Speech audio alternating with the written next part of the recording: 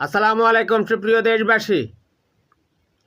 বাংলাদেশের সীমান্ত এলাকা নাপ নদী এরিয়া দিয়ে মায়ানমারের সাথে যে অংশটুকু ছিল সেটা মায়ানমারের সামরিক জান্তা থেকে দখল করে ফেলেছে আরাকান আর্মি।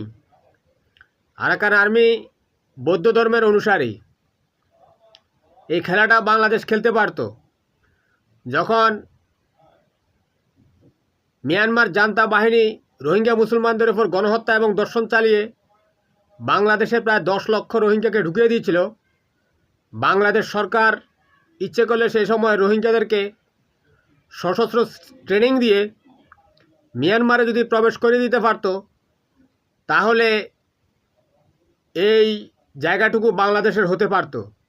কিন্তু শেখ হাসিনা তো সেটা করবে না। সে চায়না থেকে টাকা আনবে আর খাবে। তো চায়নাকে খুশি করার জন্য সে